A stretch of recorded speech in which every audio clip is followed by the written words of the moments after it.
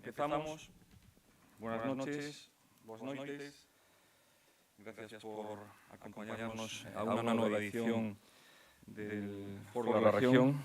Gracias a quienes nos acompañan de manera presencial, a quienes lo hacen a través del streaming de la región.es y de Telemiño.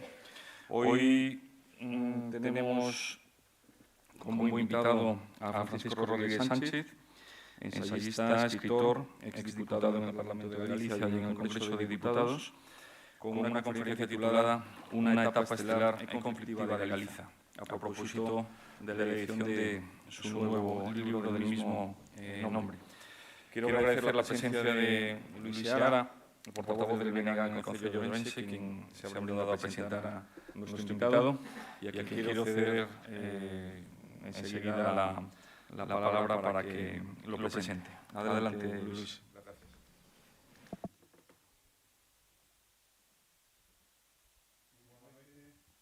Sí.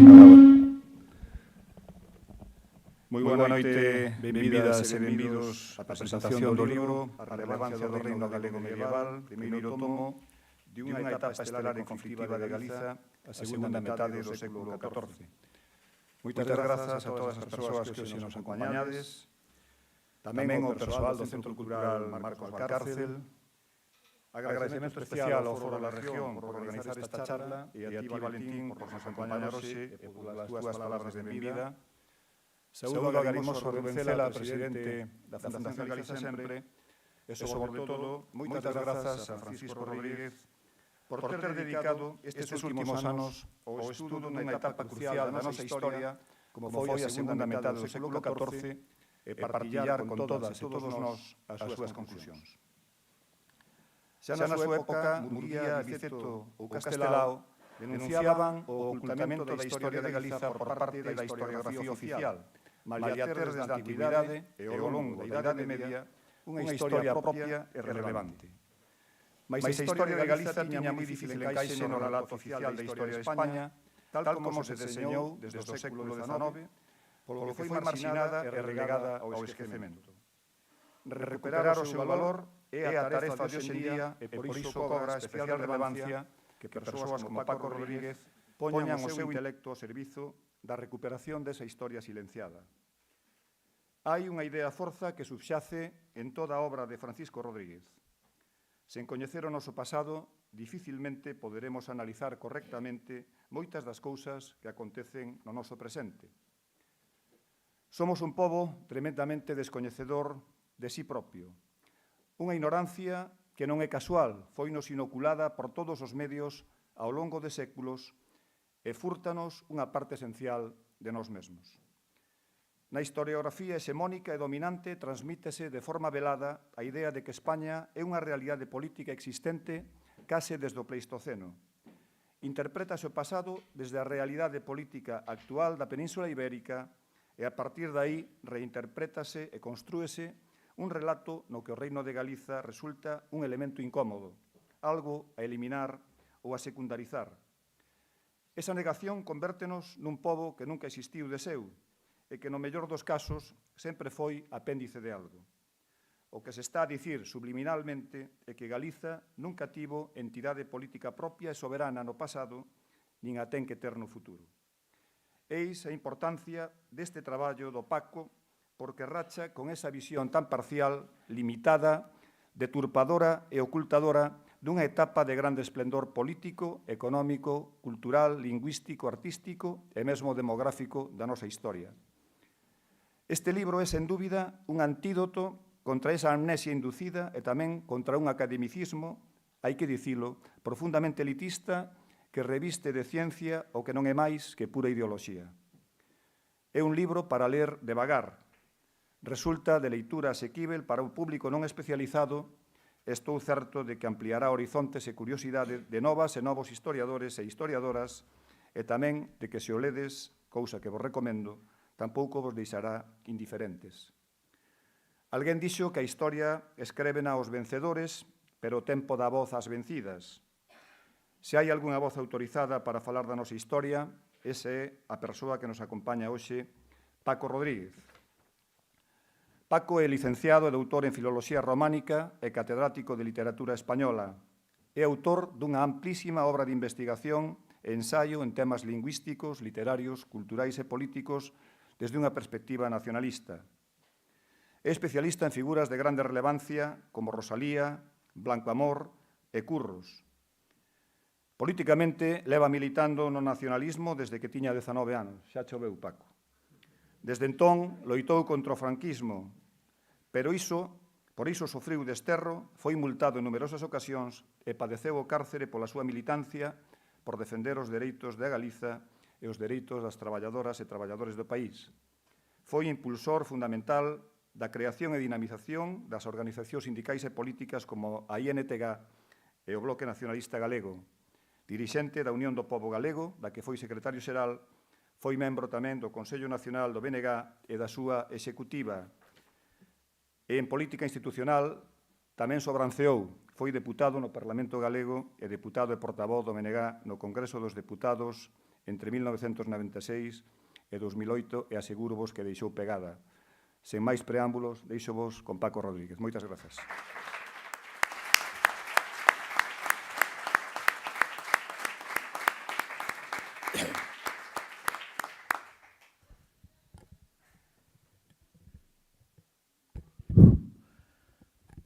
Ben, moi boa tarde a todas as persoas que estades aquí. Moi agradecido pola vosa asistencia e tamén o meu agradecimento ao Foro da Región por posibilitar que haxa este tipo de intervencións desde o pluralismo sendo favoráveis a todo tipo de debates, non? Tamén, por suposto, o agradecimento ás persoas que fan posible que podamos estar a estas horas aquí cómodamente sentados e escoitando unha intervención que espero que dé a pé a algunhas preguntas. En especial, o meu recoñecemento a Luís Seara polas palabras que acaba de pronunciar, porque realmente van destinadas a suliñar cal é a intencionalidade do libro que hoxe imos presentar.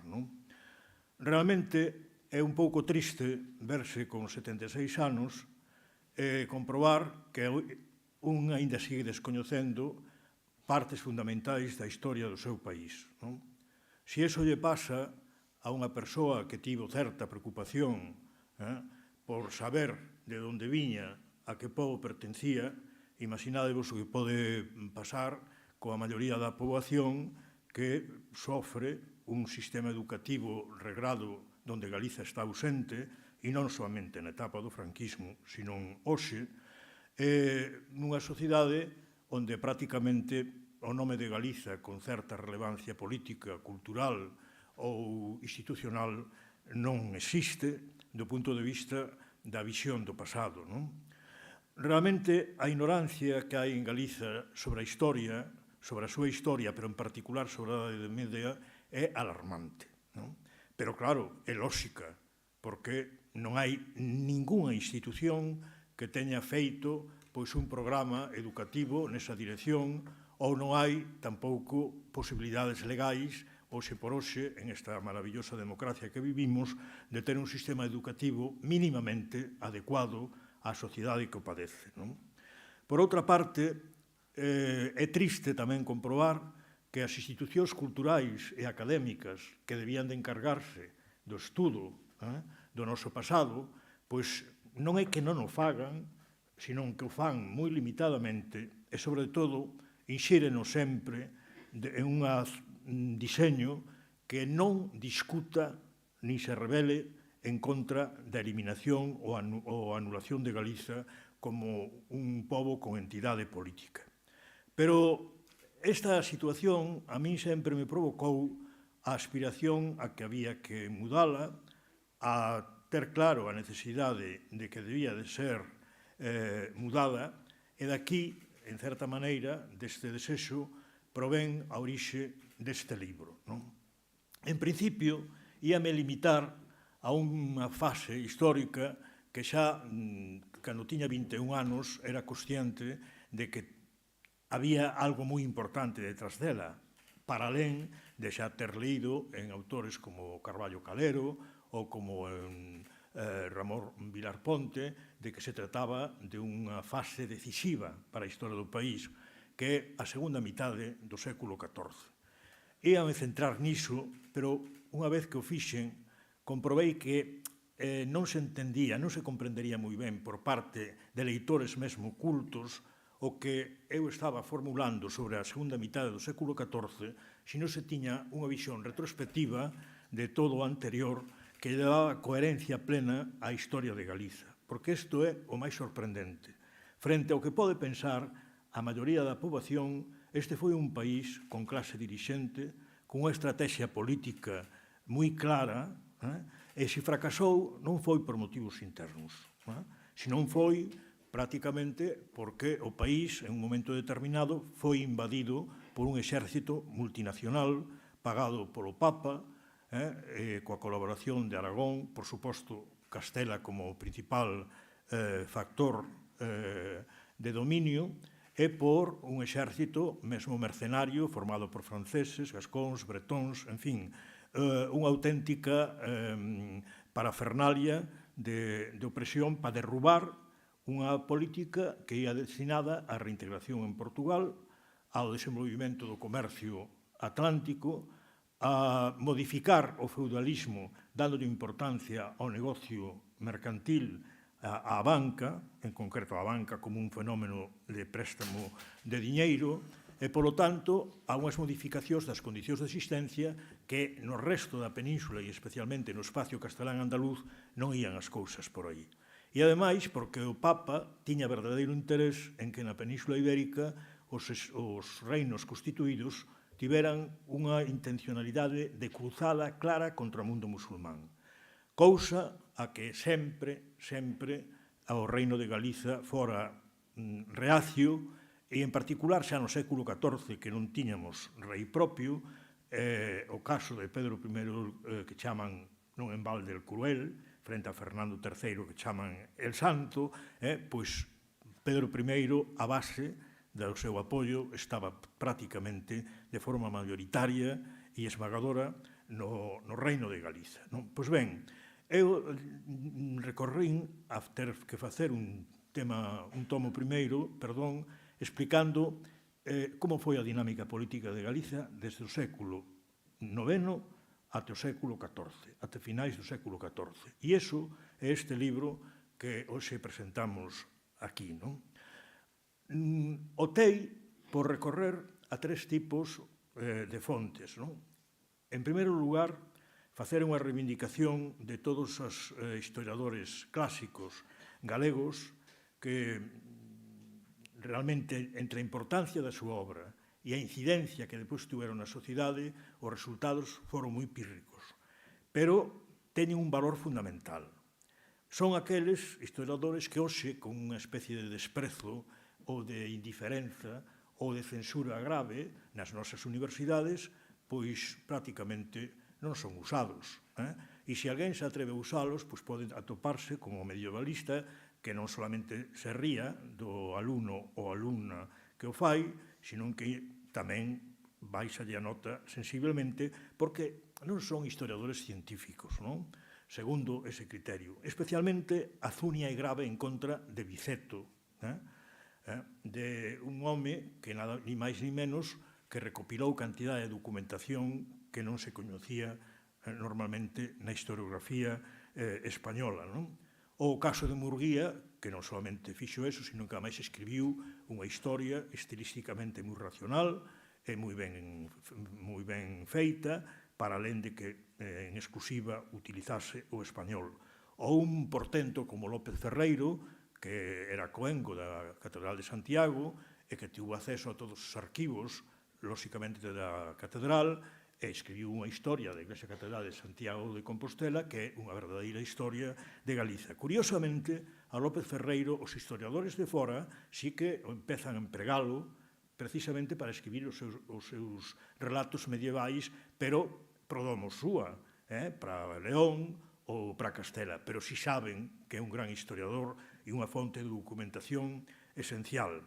Utilicei, lóxicamente, a Vilar Ponte, a Castelao, e despois, xa no século XX, lóxicamente, a un home hoxe esquecido, por certo, de Ribadavia, e que merecía un homenaxe grande por parte de todos aqueles que teñan un mínimo interés en que Galicia exista, que é Rubén García Álvarez, un home que escribiu, cando menos, 2 volumos sobre a demografía, a poboación, a institucionalización política de Galicia na Alta Edade Media, que ainda hoxe sigue sendo unha fonte de información fundamental. E, por suposto, Anselmo López Carreira, que foi o último elo de intento de recuperación dunha visión do pasado que teña algo que ver coa realidade dos feitos. Curiosamente, pois observade que todos son expulsos do medio universitario, non? Anselmo foi catedrático de instituto e os demais pois, foron francotiradores que tiñan outras profesións ou persoas que pertencían ao mundo eclesiástico. Por lo tanto, esta foi a primeira fonte de información, que ao mesmo tempo significa unha reivindicación de todos eles. Non? En segundo lugar, está a historiografía, e isto ten moita importancia, española, o medievalismo español e españolista, ademais, porque non ocultan. Non ocultan. Poden ser máis ou menos racionais, e algúns son en grado extremo, correcto, non? Pero o diseño que eles empregan é intocável, é dicir, poden recoñecer feitos, pero adátanos, adecúanos ao diseño de que Galiza non existía como reino, non? A pesar de que se decatan do seu peso específico dentro do que eles chaman o Reino de León, o Reino de Castela ou mesmo o Reino de Asturias, non? Trátase de persoas como, por exemplo, Luís Suárez Fernández, que foi rector da Universidade de Valladolid, por certo, na época do franquismo, e que fixo moitos libros admiráveis desde o punto de vista mesmo interpretativo político a hora de valorar cuestións concretas. Pero claro, despois o diseño español é intocável. Galiza missing, Galiza eliminada, e iso non se pode rectificar. O García de Cortázar, que con inteira tranquilidade dice, non, sí, o peso demográfico estaba en Galiza, o peso cultural estaba en Galiza, o peso religioso estaba en Galiza, pero era o Reino de Asturias. E se quedan tan tranquilos, non? Ou Ignacio Ruiz de la Peña, que fai exactamente igual. É dicer, que hoxe no medievalismo español non é que descoñozan os dados, é que non sacan as conclusións lóxicas dos propios dados que eles empregan, non? Pero empregueinos a fondo precisamente para que se observase a contradición grave en que estamos metidos. Estas contradicións, se aquí houbera institucións académicas, universitarias e culturais á altura das circunstancias, estarían sendo reventadas. Pero o problema é que a maioría, non todos, pero a maioría dos que controlan esas institucións en Galiza son 12 discípulos dos eliminadores. E é máis, ás veces ainda fan gala máis fonda da eliminación de Galiza, incluso con ironía ou sarcasmo, ou, en fin, levando até extremos pois non solamente cuestións opináveis, sino mesmo cuestións falsas. E, por último, hai despois a documentación primaria, que tamén é para nota, non? Realmente nós temos das historias, das crónicas que se escribiron en latín até o século XIII, a máis interesante, importante, a que fornece máis dados sobre o mundo medieval, aquela que non é simplemente unha enumeración cronolóxica de feitos, senón que ten unha análise, unha interpretación, é a historia compostelá. Feita aquí, se alguén quere escribir unha historia sobre Urraca, a raíña Urraca, non pode prescindir da historia compostelá. Se quere escribir unha historia sobre Xelmírez, non pode prescindir da historia compostelá. Se o quere facer sobre Afonso VII, exactamente igual. Pois a historia compostelá resulta que ten un problema. Cal é? Que é sectaria porque está ao servicio de Xelmírez.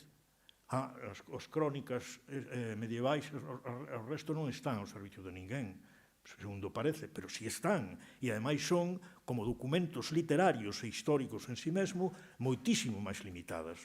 Entón, realmente, solamente con que se lle fixera caso a historia compostelá, que é un documento de época, non adulterado, non interpolado, que prácticamente no esencial coinciden todas as edicións que hai de distintos séculos até o XIV, en varias, que están conservadas en varios centros da Península Ibérica ou de Europa, en todos eles, queda claro a existencia do Reino de Galicia como reino determinante e preponderante con Afonso VI, con Afonso VII, e queda claro, ademais, que na Península Ibérica, a parte occidental, quen tiña influencia decisiva en o que é hoxe Tierra de Campos, é dicir, ata chegar a Castela, era o Reino de Galiza. Entón, se isto o di un documento de época, por que razón se nega de forma ostentosa, reincidente, mesmo que Galiza era un reino medieval de grande importancia, pero que se chega incluso a que coroacións de Afonso VII na Catedral de Compostela pois se descalifican dicindo no, eso non foi unha coronación real. O único caso de coroación real que se conserva por escrito en toda a Península Ibérica até o século XIII. Pois isto pasa. O Códice Calistino, non? Que é un códice espectacular, en latín, que é o contraste dun francés que se atopa cun país extraordinario, totalmente cultivado, que lle chama a atención, un país para él, desde a óptica de hoxe, poderoso e importante, e resulta que o Códice Calistino non ten valor ningún como información sobre cal era a situación europea, polo menos europea occidental, e na Península Ibérica, que é o que máis se soaba por fora e que recoñecían como máis parecido a un francés. Eso está escrito, e en este caso, ademais, é un documento dun estranxeiro, pois un documento de época tamén con varios exemplares en varias partes de Europa e tampouco se ten en consideración. Pero é máis grave.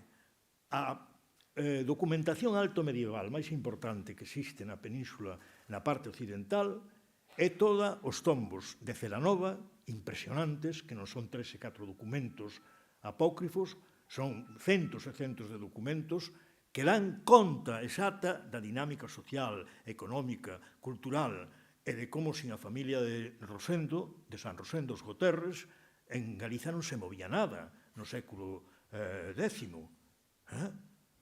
Bueno, isto está aí. Ou os tombos da Catedral de Santiago, de todas as catedrais. Entón, dis, bueno, é impresionante. O país que ten máis documentación detrás é o único que non existe. Bueno, isto é admirável, non? E que isto se poda facer en institucións científicas, porque depois podían relativizar as cousas, podíamos discutir matices, pero que se nega a maior o papel central do Reino de Galiza como reino cristián, con entidade, iso que resulta especialmente grave. Ben, con toda esta información, ás veces un pouco unha enchenta rápida en alguén que non tivo un proceso de asimilación demorado, como se deben de facer determinado tipo de estudos, pois leva a que, intentando facer un ensayo, realmente, ás veces, é certo que creo que non o conseguín.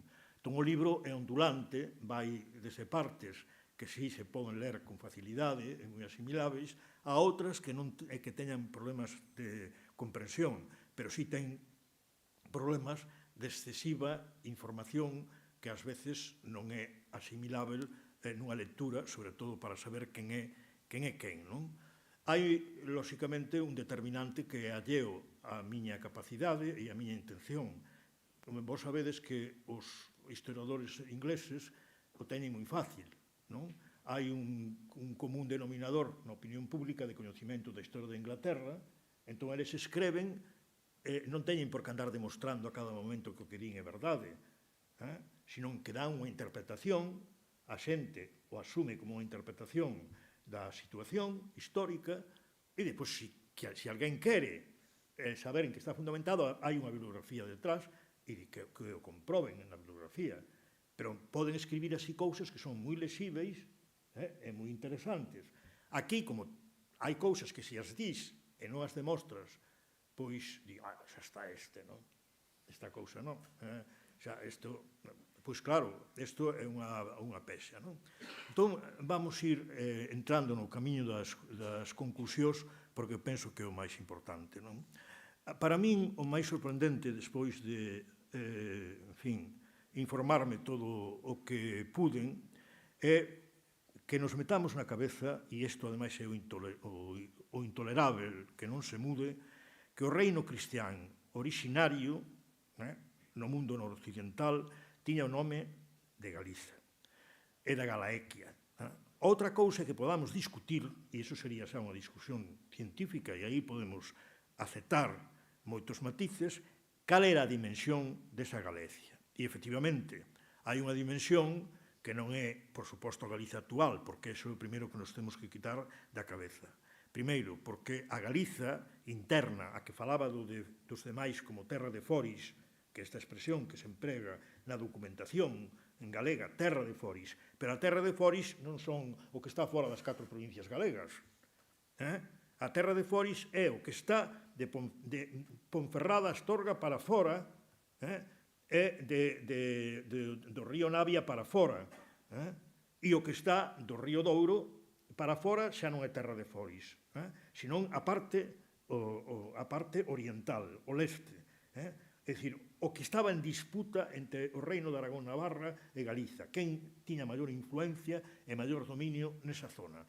Pero vades a documentación navarra e recoñecen, en Navarra recoñécese que os reis falan claramente, din, entre o reino de Navarra e o reino de Galiza non hai ningún poder político constituído. O di claramente a documentación navarra. Desto se encargou, ademais, de o Estado Biceto de deixalo claro.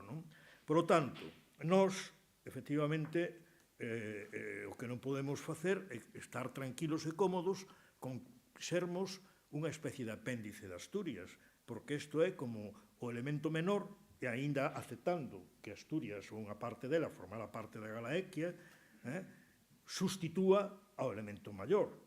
Isto é impensável, porque además da documentación non se sustenta.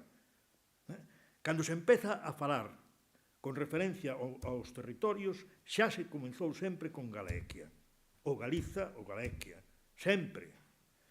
Hai períodos anteriores que os titulados reis que eran eleitos, non eran tanto hereditarios, non habituaban a empregar referencias territoriais como non foran algunha cidade. E aí sí que hai documentos que poden poner in Ovetto ou in Legione. Pero non se referían nunca a un poder político constituído de gran entidade. Empezaron a facelo, sobre todo, a partir do século XI. Que cando veu xa o problema de dividir ese territorio en Reino de Galiza, Reino de León, e co tempo, o máis herodio e máis tardío de todos, que foi o Reino de Castela.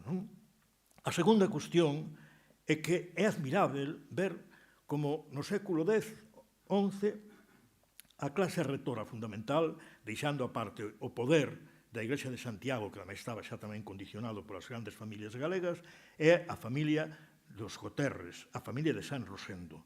Bueno, toda a historiografía, o medievalismo español actual, recoñece que ese era o elemento catalizador da familia real sempre, de todos os reis que pasan por reis asturianos ou reis leoneses. Bueno, pois será a primeira vez que hai que chamarlle aos señores que son galegos ou casados con galegas asturianos.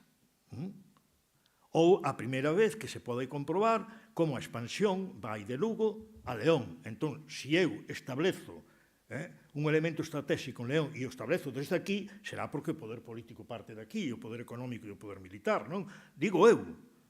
Isto é unha lógica, non foi de Oviedo a León. Isto é, vamos, impepinável, non é discutível. Igual que non é discutível que a fronteira do Reino de Galiza chegaba casi ata Coimbra, cando na parte máis oriental estaban aínda malamente no Douro. Malamente. E isto recoñecen tamén todos os medievalistas. Por eso vedes un mapa de 1065, e é unha pseudofronteira, porque entón ese concepto falso é así. Na parte portuguesa galega chega casi ao Texo e alá están prácticamente en Soria. Entón, onde estaba o poder expansivo? En ese aspecto, incluso. Aquí. Ben, dito isto, é curioso que a familia Guterres é sustituída polo Straba. Explicar o reinado de Alfonso VI ou de Alfonso VII sin o Straba é imposible, pero incluso para falar de Toledo. Acórdome que houve un telefilm, algo así, de historia medieval na galega, hai 2 anos, 3, e poñían Santiago unha cousa rural, pequeniña, e non sei que, Toledo unha cousa grande. No século XI, Toledo era unha aldea tamén, porque quedara, vos dades conta, en xerme desde a etapa visigótica e todo eso, é dicir, non era un Toledo imperial, para nada. E, de feito, Afonso VII, que se acaba enterrando ali, entérrase nunha especie de iglesia mesquita sinagoga, vamos, de unhas dimensións ridículas, case unha cousa rural.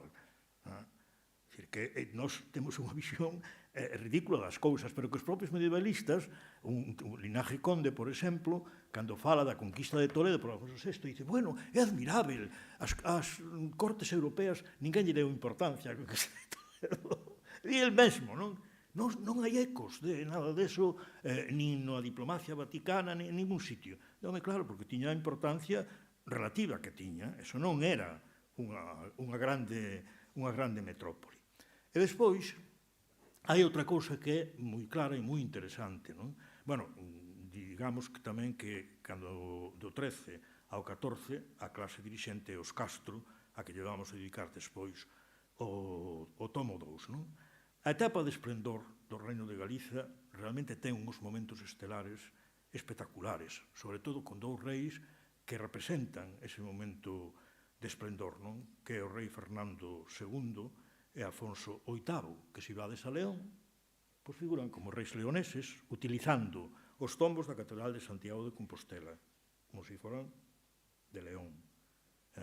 Non pronuncian a palabra Galiza, nin a escriben en ningún sitio, nin de coña. Pero o mellor é que son conscientes, porque yo lo dice, no, pero eso é un problema voso.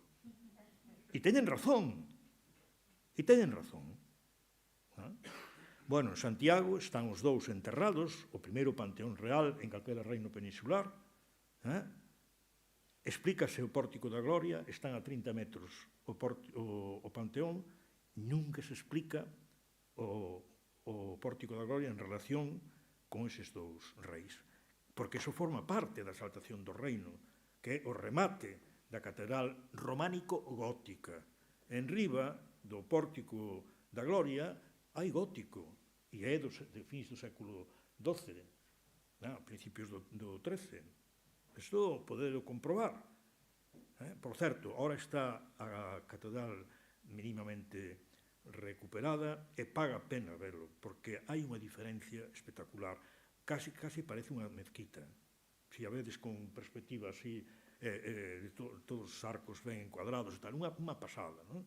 Ben, entón digo isto porque ese momento de esplendor, que ademais dos cancioneiros galegos portugueses, a expansión das vilas comerciais, os tratados co mundo musulmán, cos almohades, mentre que incipiente Castela era un peón da política do Papa, que lle costou a estes reis excomunións, disolucións de matrimonios con as princesas portuguesas, e así sucesivamente, non? Ben, e ademais, unha modificación do modelo feudal que ten moitísimo interés, que é unha alianza dun sector da nobleza que xa burguesa, curiosamente a máis importante, e que se alía cos burgueses das cidades. E hai conflitos gravísimos por eso. Tanto en Santiago, en Ourense mesmo, os franciscanos, aí en San Francisco, eran da rama máis heterodoxa, eran favoráveis á pobreza, contrarios á acumulación de riquezas pola Igrexa, e o bispo de Ourense, e ans de parada, queimou, por orden del queimaron o convento. Ben, pois, a gran ataque que recibe o bispo de Ourense, que, casi o arrasa, é Fernando Ruiz de Castro, que ven cos exércitos a apoiar a posición burguesa. E iso, a fin do século XIV, se vai producir xa descaradamente, co ese programa que vos dixen, reintegración en Portugal, con Portugal, modificación do modelo feudal, expansión do comercio e convivencia co que quedaba do mundo musulmán na península e, por suposto, cos xudeus, que eran os que ocupaban os cargos máis importantes da Facenda Real en tempo de Pedro I. Hai un tema moi interesante que foi grave para nós, que é a separación ou a división da Galiza histórica en dúas, con Portugal que acabará sendo independente. Ben, iso aí habería moito que falar. No segundo tomo vai unha explicación pormenorizada a partir incluso da historiografía portuguesa, pero eu solamente vos quero dicir unha cousa. Eso foi moi grave para nós e eu penso que para Portugal tamén. Foi moi grave porque a nós nos deixou moi debilitados en unha órbita xa, ademais, que, en fin, é o resultado no que estamos hoxe, non?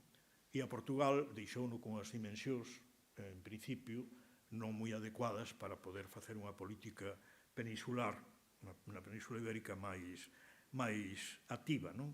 Pero quero que teñades ese dado, que é, ademais de Rubén García Álvarez, o señor de Ribadavia, Galiza, a fins do século XIV, tiña casi 1 millón de habitantes. Eso é unha barbaridade. É unha barbaridade.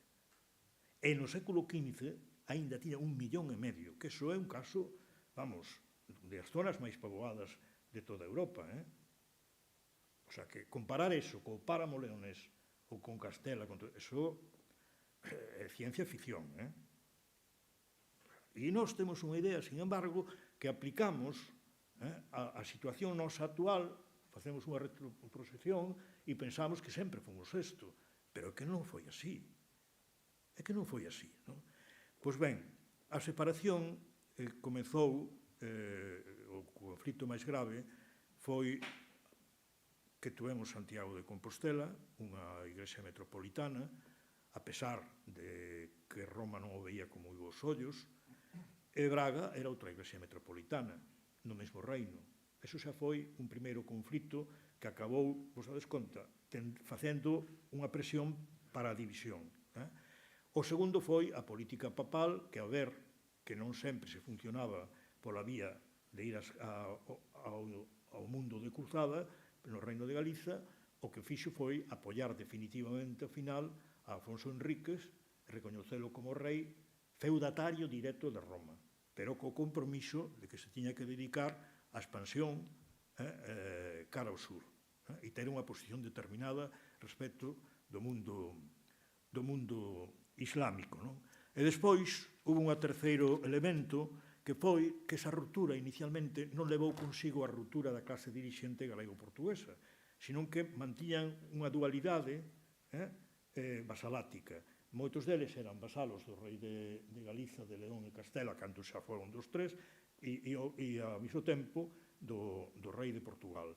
Ou ben, esa dualidade se rompía en determinados momentos. Pero é curioso que nunca houve unha guerra real, como tal guerra. Houve bafordos, houve torneos, houve conflitos familiares, pero unha guerra non. A guerra se produciu nada máis, se se pode chamar así, na zona de Cáceres e Badajoz, que era un problema xa de quen dominaba os territorios do sur. Aí sí que houve algún conflito entre os reis galegos e os reis portugueses, pero eran da mesma familia.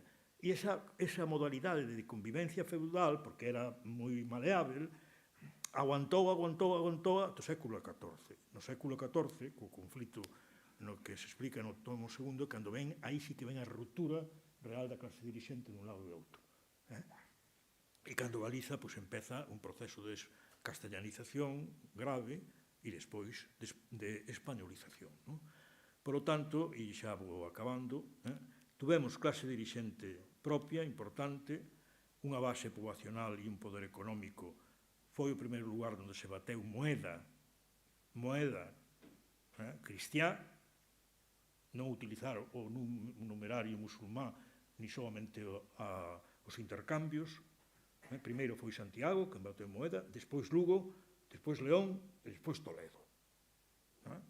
Entón, eu non sei, sería un caso anómalo, non, dun país que é o que fai a moeda, que ten a clase dirixente, e aquí non houve reino, non houve nada. Bueno, pois ben, de acordo. Se ve que os historiadores debían dedicarse un poquinho máis á política, aberta, declarada, porque son políticos malos.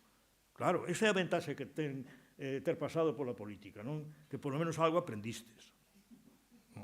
Porque claro, depois hai académicos que francamente viven en unha nun mundo seu, ilusionista, pero ben pegado ao que hai que defender, eso sí. Ben, tuvemos a legitimación religiosa que representou Santiago, as relacións familiares e os casamentos de todos os reis, des que chaman de Asturias e todos son galegos, amamantados ou en Betanzos, ou en Celanova, ou coroados na Catedral de Santiago, e así sucesivamente. As referencias diplomáticas do mundo exterior, do Vaticano, do mundo franco, do mundo musulmán, todas son o Reino de Galiza. Señores, creo que é hora de que se vaya ratificando algo, porque os nosos rapaces aprenden de todo menos desto. E claro, así, as nosas pedras, o noso patrimonio, é que non ten sentido ningún. Temos un patrimonio esplendoroso, pero non ten historia detrás. Que é o grave defecto que temos, non? Vamos a Celanova ali, máis que, non, San Rosendo, pero, bueno, e San Rosendo, quen era? Que iso que hai que explicar, non? E cal era o poder político que el soportaba? A súa familia, vamos, e todo... A máis unha familia de norte a sur, Esa é outra cousa moi curiosa, a articulación do poder social e político en Galiza. Ben, pois todo isto é o que neste primeiro tomo vai con mellor ou peor fortuna para que, cando menos, se cree, sobre todo, a exixencia de que temos que mudar isto. Xa sei que é moi difícil, que hai un Ministerio de Educación, pero realmente os poderes políticos, culturais e universitarios de Galiza non están á altura das circunstancias.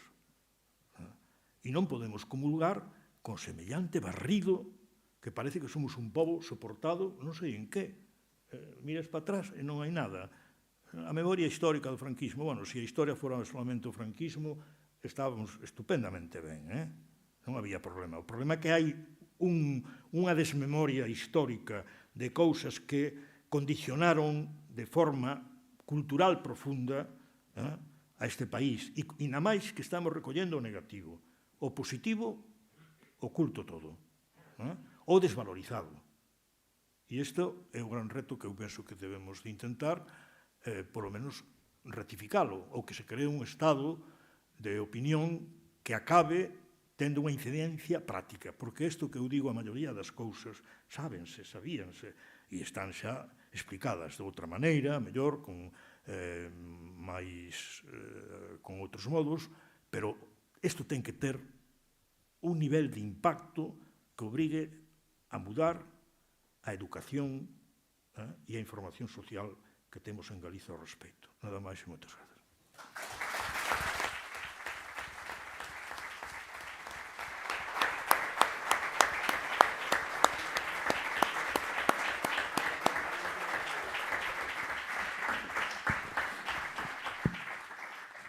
Muchas gracias, Francisco. Tenemos ahora unos minutos para, si quieren participar o trasladarle alguna reflexión a cualquiera de nuestros invitados, ya sea a Francisco como a Luis. Hay un micrófono por ahí para quien quiera participar. No sé si Luis quieres apostillar algo, hacer algún comentario a esta disertación tan interesante. Sería estropear unha fantástica conferencia e non son tan osado. En todo caso, tivo antes Galiza Reis que Castela Leis. Antes tivo Galiza Reis que Castela Leis. Sí, claro, é verdade, é verdade. Vamos ver, é que si se fose honesto, veríase con clareza que Castela como reino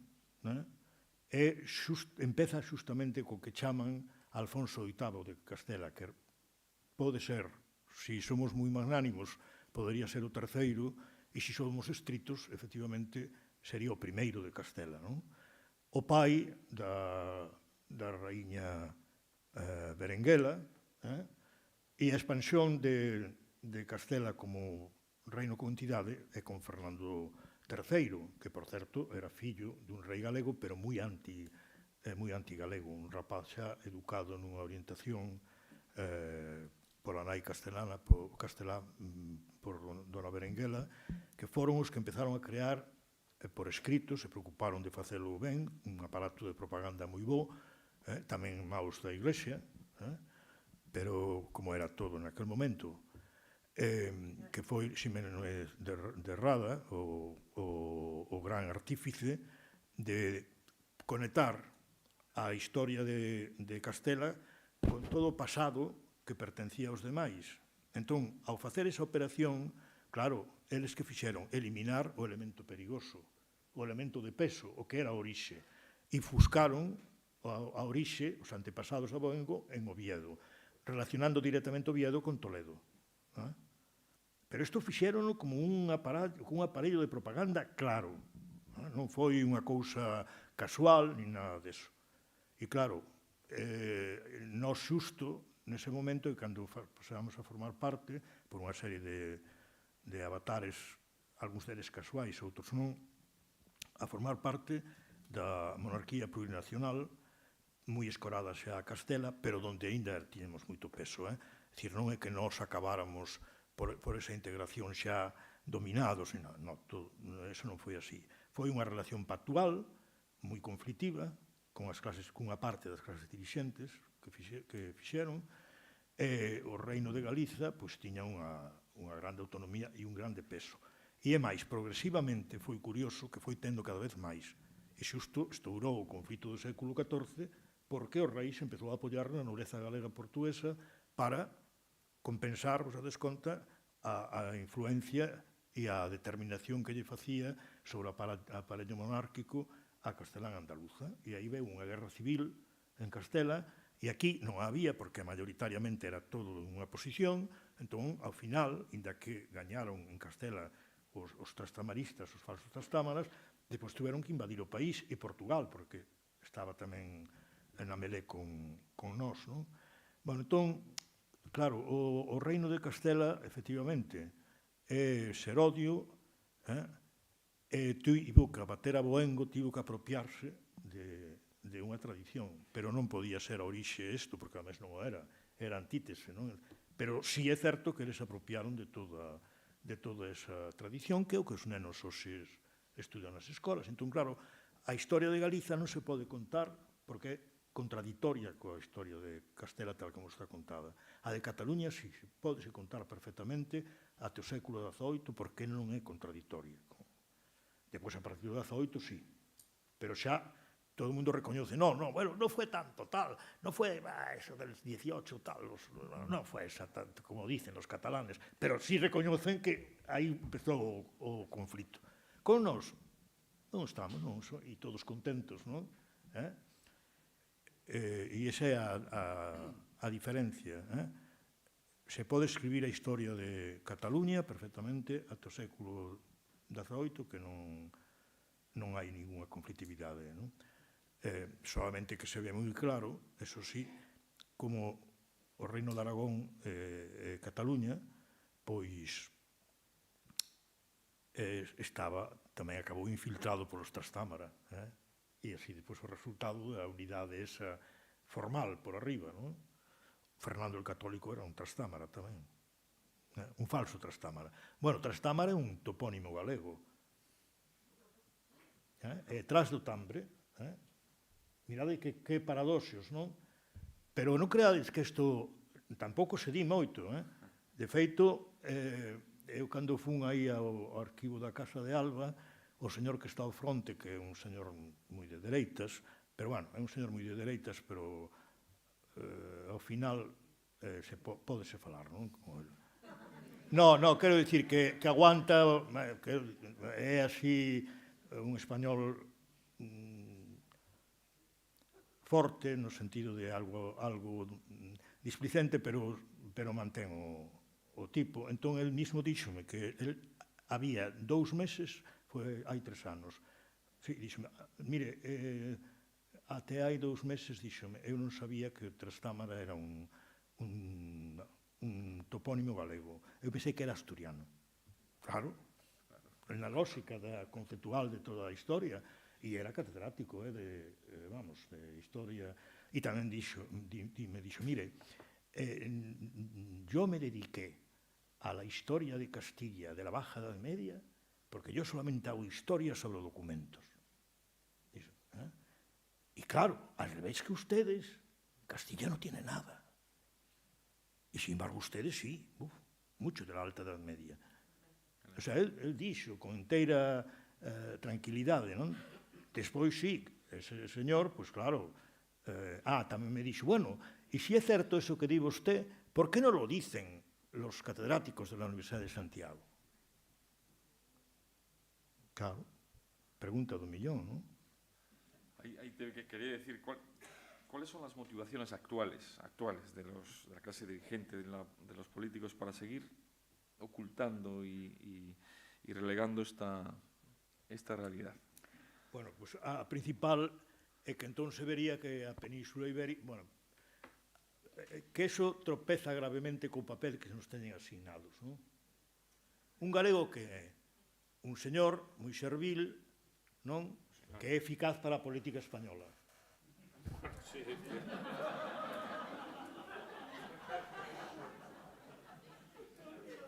Claro, si ti empezas a contar que este país ten historia, que aquí hubo señores que estuveron durante 3 séculos intentando recuperar a unidade perdida con Portugal, se empezas a decir que a idea de fronteira non había, se empezas a dicir que Portugal e España non existiron sempre, e tal, eso desbarata toda a cuestión.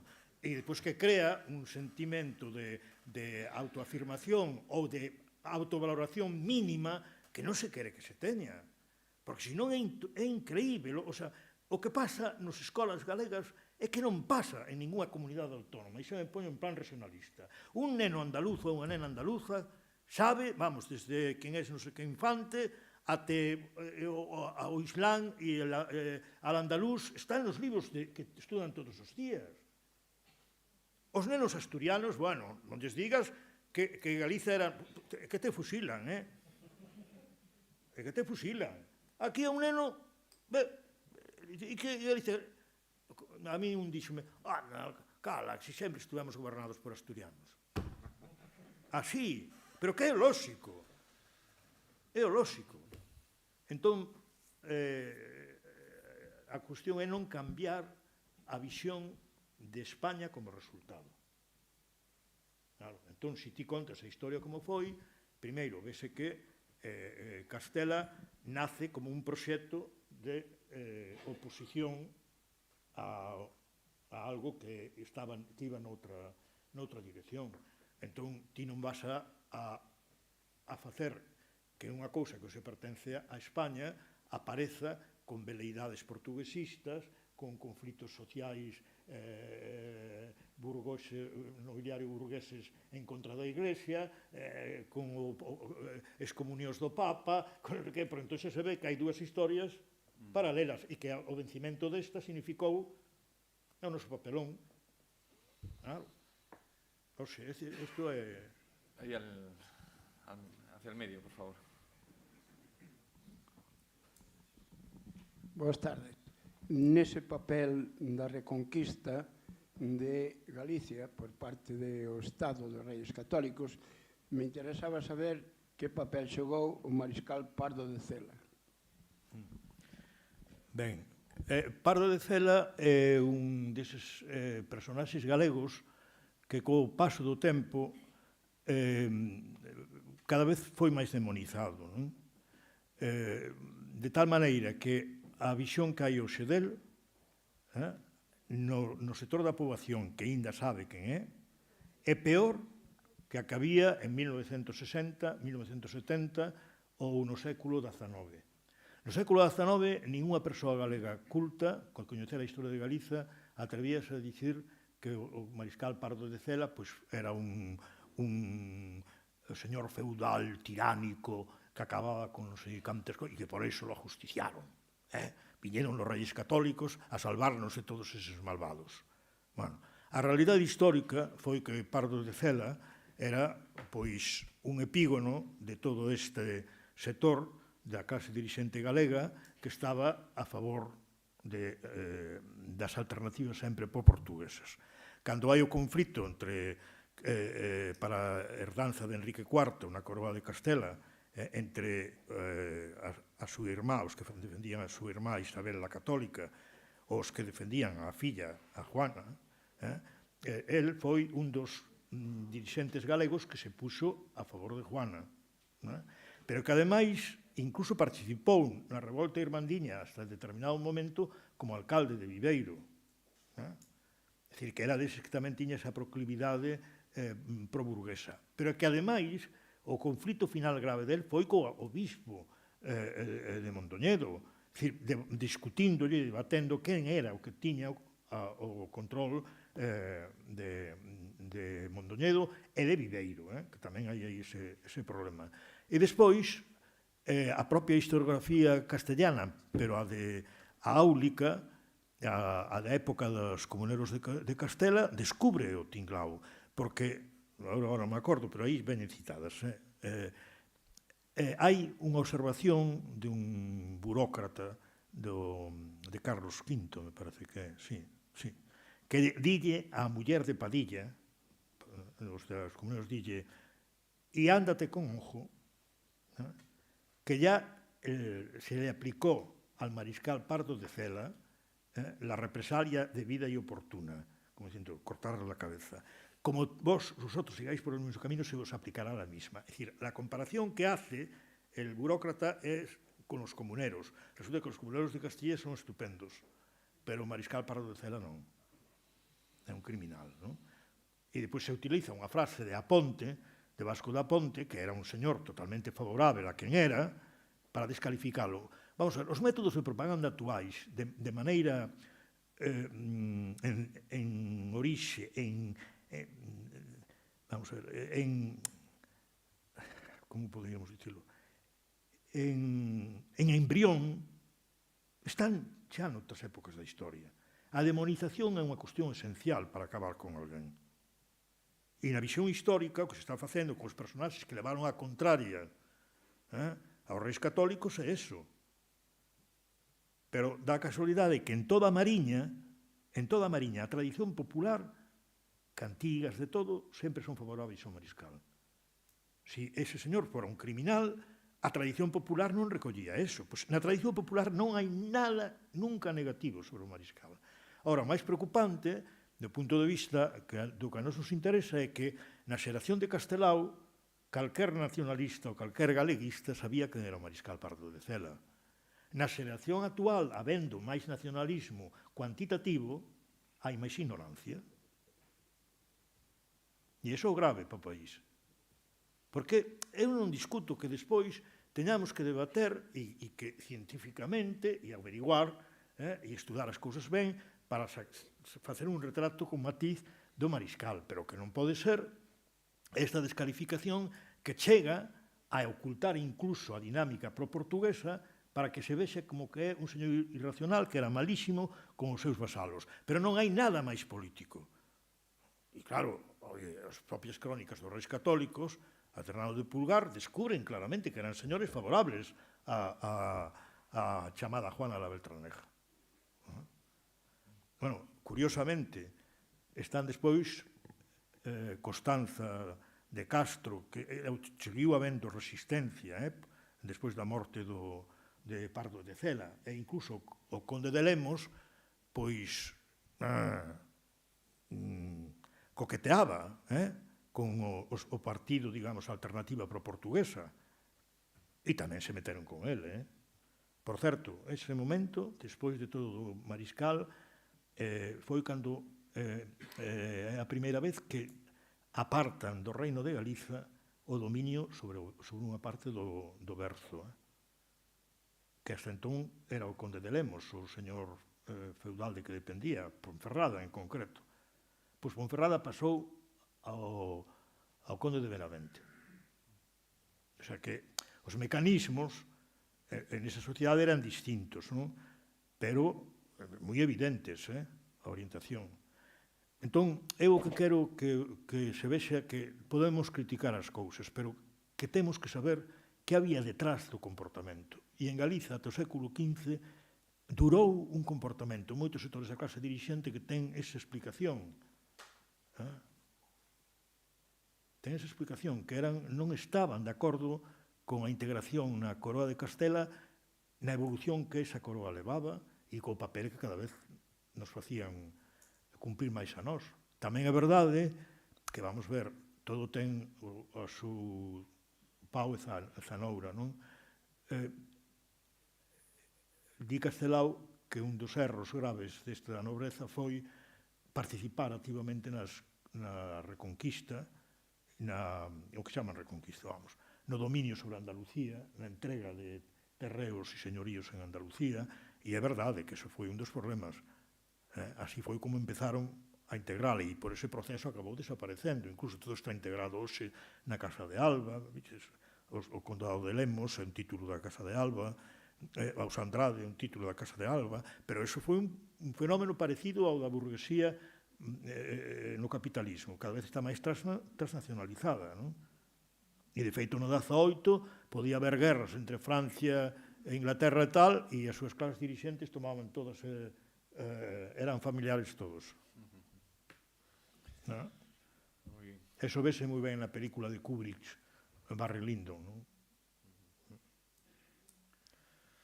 ¿Alguna pregunta más? Pues si no la hay, lo podemos dejar aquí. Gracias, Paco. Gracias, Luis. A ustedes por su presencia. Les esperamos en el próximo foro. Muchas gracias.